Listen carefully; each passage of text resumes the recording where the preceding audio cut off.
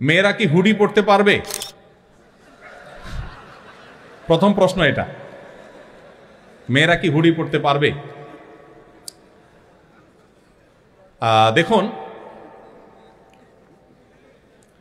আল্লাহ রাব্বুল আলামিন আমাদেরকে, পুরুষ এবং নারী সবাইকে, পৃথিবীতে আল্লাহর যত সৃষ্টি আছে এই সৃষ্টিগুলো ব্যবহারের ব্যাপক সুযোগ দিয়েছে। আমরা হারাম হারাম শুনতে শুনতে অনেক সময় মনে করি, এই যে প্রশ্ন আসছে মনে, যে হুডি পরা যাবে, আবার হালাল না হারাম। আমরা অনেকে হয়তো জানি না, কোরআনে কারিমে আল্লাহ তাআলা হারামের তালিকা দিয়েছেন, হালালের কোনো তালিকা দেন নাই। হারামের তালিকা দিয়েছেন কেন? কারণ সিলেক্টিভ কয়েকটা আইটেম শুধু হারাম, আর বাকি সব হালাল।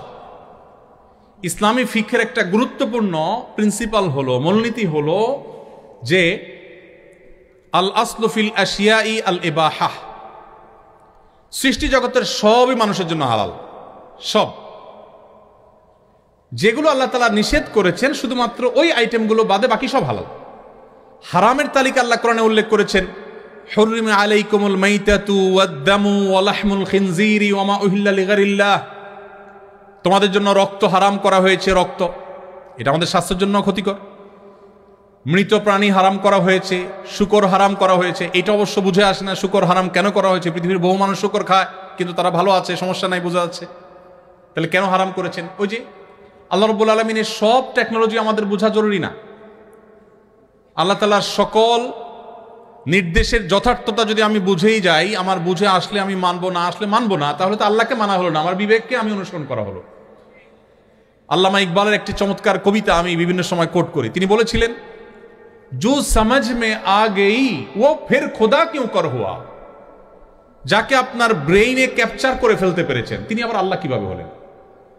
আল্লাহ তো তিনি যার সকল আদেশ নিষেধের যথার্থতা, যৌক্তিকতা আপনি সবগুলো উদ্ঘাটন করতে পারবেন না। কোনোটা 500 বছর পরে হবে, কোনোটা 1000 বছর পরে মানুষ আবিষ্কার করবে, কোনোটা 5000 পরে মানুষ আবিষ্কার করবে।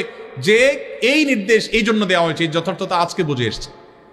কোভিড-19 সময় আমরা দেখেছি নবী করিম সাল্লাল্লাহু আলাইহি সাল্লামের 1500 বছর আগে বলা ঐতিহাসিক হাদিসগুলো মনে হচ্ছিল যে আজকের এই 2021, 22, 23 এই কোভিড-19 বাস্তবতার সময়ের জন্য বোধ হয় তিনি বলেছেন।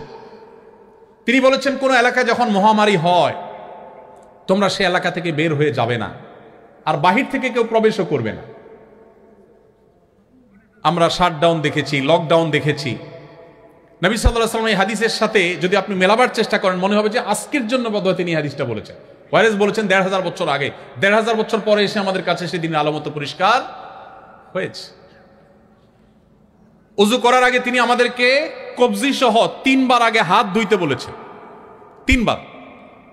কেন 3 বার? একবার ধুলে তো হইতে পারত। আমরা কোভিড-19 সময় দেখেছি ডাক্তাররা আমাদেরকে বলছেন 20 সেকেন্ড ধরে ধুইতে হবে। আপনি যদি ওযুর আগে 3 বার হাত ধোন ডলে ডলে, তো দেখবেন যে আপনি 20 সেকেন্ড হয়ে গেছে হয়তোবা। তো এইভাবে নবী করিম সাল্লাল্লাহু আলাইহি সাল্লামের বহু আদেশ নিষেধ, আল্লাহ তাআলা বহু আদেশ নিষেধ, যেটার যৌক্তিকতা, যথার্থতা হয়তো আমার এখন বুঝে আসছে না, পরে আসবে। আমার বুঝে আসা সবসময় জরুরি না, বরং অনেক কিছু বুঝে না আসাটাই যৌক্তিক। যাই হোক, তো যেটি বলছিলাম, কোরআনে আল্লাহ তাআলা হারামের তালিকা উল্লেখ করেছেন। শুকর আল্লাহ কেন হারাম করেছেন, সেখান থেকে কথাগুলো আসলো। কেন হারাম করেছেন? হয়তোবা আরো 200 বছর পরে আবিষ্কার হবে, মানুষ আবিষ্কার করবে, গবেষণা করে বের করবে যে এর মধ্যে কি সমস্যা আছে, কেন আল্লাহ তাআলা হারাম করেছেন। হয়তোবা মানুষ আবিষ্কার করতেই পারবে না, কিন্তু নিশ্চয়ই এর ভিতরে কল্যাণ নিহিত আছে। তো হারামের তালিকা উল্লেখ করে আল্লাহ তাআলা বলেছেন, ওয়া উহিল্লা লাকুম মা ওয়ারা'a যালিক। এই যে হারামের তালিকা উল্লেখ করা হলো, এর বাইরে যা কিছু আছে সব তোমাদের জন্য হালাল। তাহলে মানুষের জন্য সবকিছু কি হালাল। ঠিক একইভাবে পোশাকের ক্ষেত্রে আল্লাহ তাআলা আমাদের কিছু মূলনীতি দিয়েছে। ছেলেরা পোশাকের ক্ষেত্রে টাকনুর নিচে পড়বে না, পায়ের গিরার নিচে তাদের পোশাক, উপরের দিক থেকে যাওয়া পোশাকগুলো যাবে না। মুজা বা যেগুলো থাকেই নিচে সেগুলো ভিন্ন। জামা, প্যান্ট, পাজামা, চাদর, এগুলো টাকনুর নিচে পুরুষরা পরবে না। কেন পরবে না? ওই আবার চলে আসে সেই প্রশ্নের উত্তর, যে আল্লাহ তাআলা কেন নিষেধ করেছেন, বা রাসূল সাল্লাল্লাহু আলাইহি ওয়াসাল্লাম কেন নিষেধ করেছেন, এর মধ্যে কি ধরনের ক্ষতি আছে যে অন্তর্নিহিত ক্ষতিটা আমরা বুঝি না, সেটা আল্লাহ তাআলা ভালো জানেন, কিন্তু অবশ্যই তার যৌক্তিকতা বা বাস্তবতা আছে।